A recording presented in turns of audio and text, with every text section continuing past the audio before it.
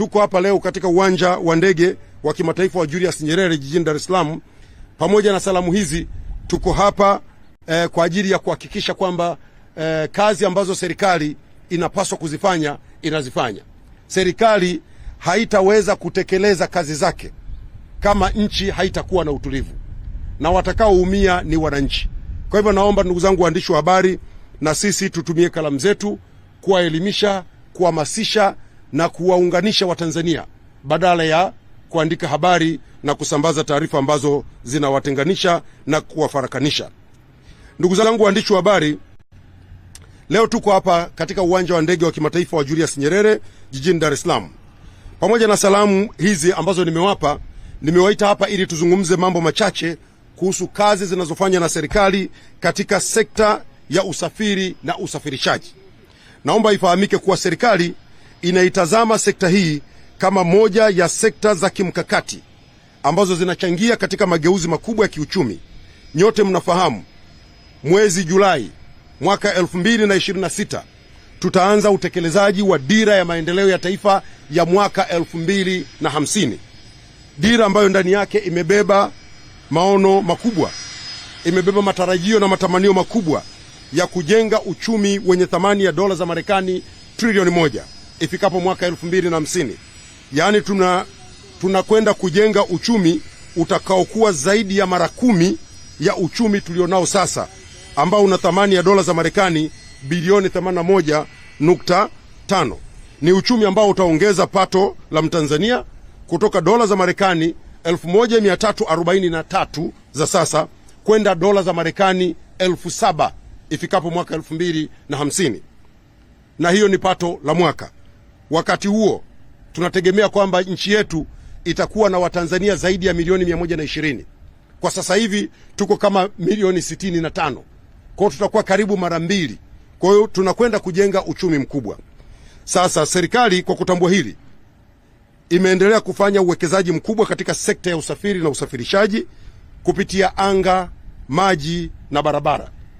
Tukianza na usafiri wa anga, katika kipindi cha kuanzia mwaka 2022-23 hadi 23-24, serikali imeendelea kutekeleza miradi mbalimbali katika viwanja vya ndege yenye thamani ya takriban shilingi trilioni 1 na bilioni 154, inayolenga kuongeza uwezo wa viwanja vyetu vya ndege kuhudumia ndege na abiria pamoja na mizigo, lakini pia kuboresha usalama, ulinzi na uwezeshaji katika viwanja hivyo. Baadhi ya miradi inayotekelezwa imekamilika kwa 100% na mingine ipo katika hatua mbalimbali za ukamilishaji. Naomba nitaje baadhi michache katika viwanja vya ndege. Tunao uwanja wa ndege wa Arusha. Uwanja huu unatekeleza mradi mkubwa wa kuongeza uwekaji kwanza wa taa na za kuongozea ndege ambao unagharimiwa na serikali, pamoja na ujenzi wa kituo cha umeme kwa gharama ya shilingi bilioni 10 na milioni 472.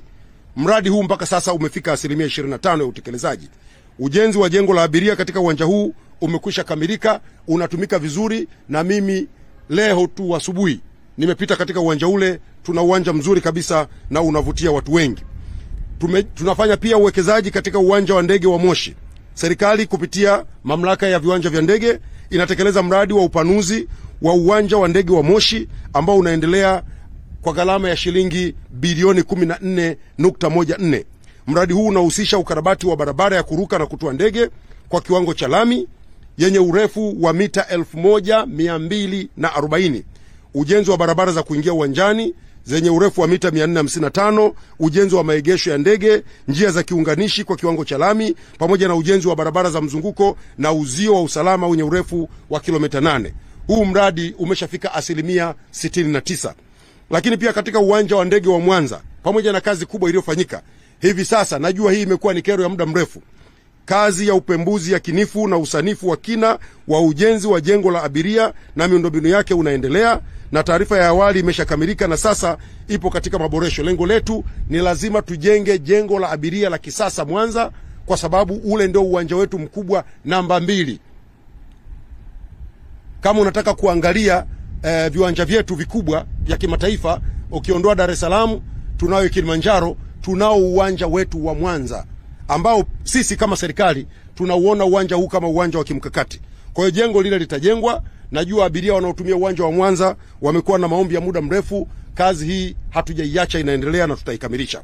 Tunajenga uwanja wa ndege Serengeti.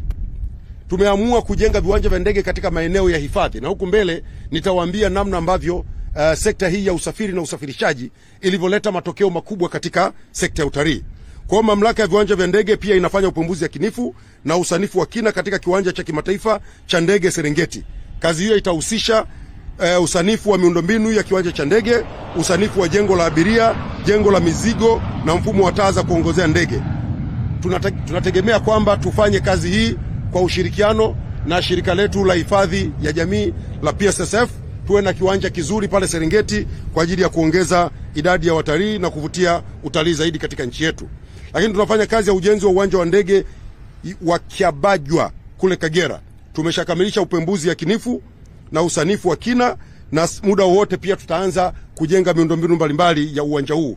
Tunafanya kazi pia katika uwanja wa ndege wa kimataifa wa Msalato Dodoma. Wote mnafahamu, tumeshawapitisha mara nyingi waandishi wa habari. Mradi huu unajengwa na umegawanyika katika sehemu mbili. Sehemu ya kwanza inahusisha ujenzi wa barabara ya kuruka na kutua ndege, maegesho ya ndege, barabara za kuingia na kutoka, barabara za viingilio, usimikaji wa taa za kuongozea ndege na ujenzi wa uzio wa usalama. Tunatumia pale shilingi bilioni 165.627. Kazi hii imefika 90%. Sehemu ya pili tutahusisha ujenzi wa jengo la abiria, maegesho ya magari, kituo cha umeme na miundombinu saidizi kwa gharama ya shilingi bilioni 194, ukitekelezwa pale pale katika uwanja wa kimataifa wa Msalato. Lakini pia tunao uwanja Shinyanga. Kazi ya uwanja huu ukarabati wake na upanuzi unaendelea, ukihusisha ujenzi wa barabara ya kuruka ndege yenye uwezo wa kupokea ndege za Q400 Bombardier, ujenzi wa jengo la abiria lenye uwezo wa kuhudumia abiria 250,000 kwa mwaka, na ujenzi wa maegesho ya ndege, njia unganishi, mifereji ya maji, kituo cha umeme na maeneo mengine ya usalama. Lakini pia tunajenga pia kiwanja cha ndege cha Tabora. Mradi huu na wenyewe kazi inaelekea ukingoni. Tumefika 98%. Mradi huu utakapoanza kutumika utahudumia takriban abiria 500,000 kwa mwaka, na serikali inatumia shilingi bilioni 26.1. Pia tunajenga uwanja wa ndege kule Kigoma. Mradi huu sasa hivi umefikia 42%. Tutatumia shilingi bilioni 46.68 na kazi sasa hivi inaendelea. Uwanja utakuwa na uwezo wa kuhudumia abiria 400 kwa wakati mmoja. Lakini pia tunafanya kazi ya ujenzi wa uwanja wa ndege wa Sumbawanga. Mradi huu upo katika hatua za mwisho, ukihusisha ukarabati na upanuzi wa kiwanja cha ndege cha Sumbawanga ambao unatekelezwa pale kwa gharama ya shilingi bilioni 60. Kazi hii pia ikikamilika, tunategemea ndege zetu za ATCL zitaanza kufanya kazi katika uwanja huu. Sasa ndugu zangu waandishi wa habari, tunafanya uwekezaji huu kwa sababu tunataka kuvutia mashirika mengi ya ndege yaje kufanya kazi katika nchi yetu, yalete abiria wengi, yatuongezee watalii pamoja na fursa nyingine mbalimbali za uwekezaji na biashara. Na kazi ambazo tumezifanya hususan katika viwanja vyetu vya kimataifa, huu hapa wa Julius Nyerere Dar es Salaam, lakini pia uwanja wetu wa kimataifa wa KIA Kilimanjaro, zimeanza kutuonesha matokeo makubwa. Hivi ninavyozungumza nanyi, katika kipindi cha mwaka mmoja tu uliopita, tumevutia kampuni kubwa za kimataifa za ndege 7 kutokana na uboreshaji wa miundombinu, huduma za kiusalama na huduma nyingine mbalimbali katika viwanja hivi, na kampuni hizi zinaendelea kufanya kazi katika viwanja vyetu. Tunao Airlink, tunao Zambia Airways, Saudia Air France, Skywards Express, tunao South Africa Airways na Air Air ambao kabla hawakuwepo. Kwa sasa wanatua katika viwanja vyetu na wanaendelea kuongeza idadi ya watu wanaokuja Tanzania.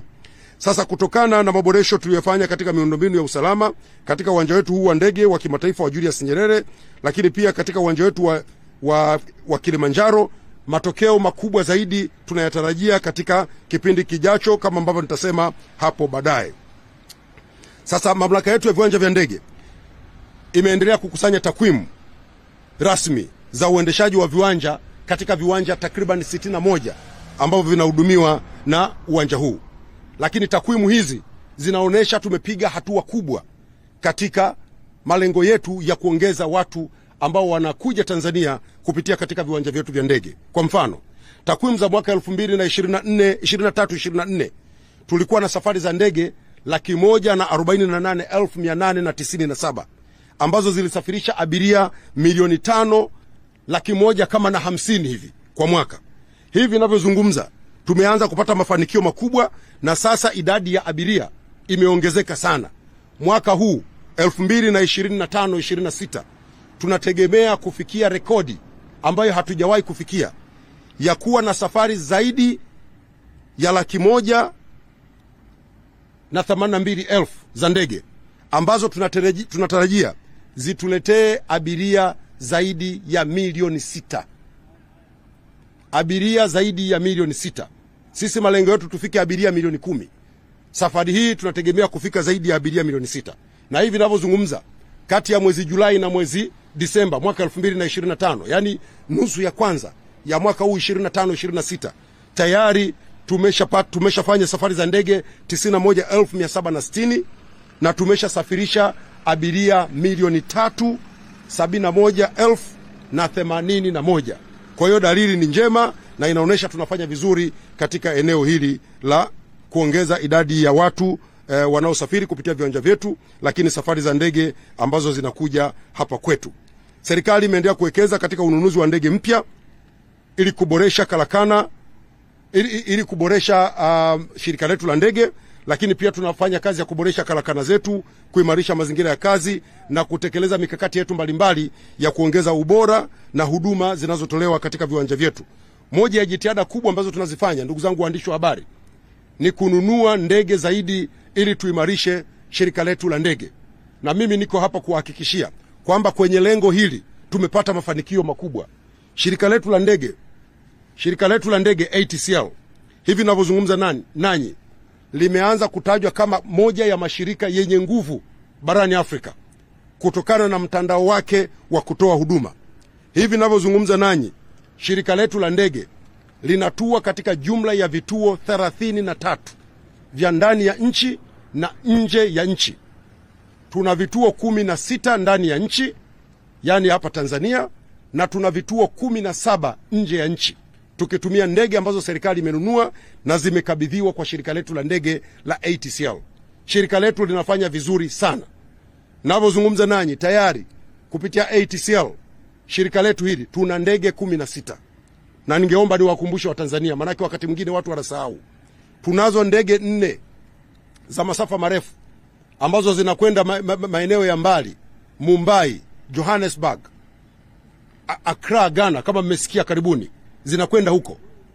Tunazo ndege hizo 4 aina ya Boeing 787-8 Dreamliner 3, na tuna Boeing 767-300F1 ya mizigo, na zinafanya kazi nzuri sana.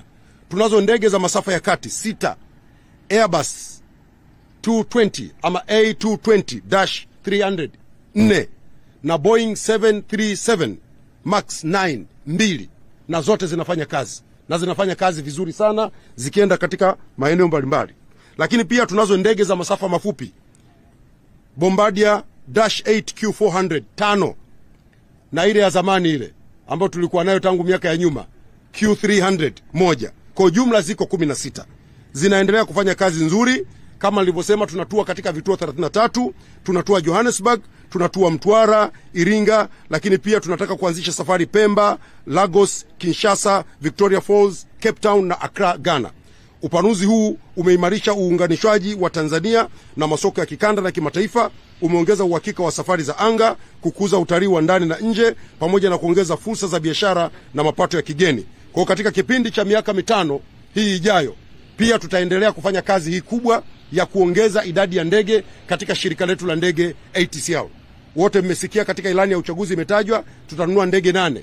Lakini leo niko hapa kuambia kwamba mwaka huu 2026 serikali itanunua ndege 4 aina ya Bombardier Q400 kwa ajili ya kuimarisha mtandao wetu wa huduma za ndege za kampuni ya ATCL.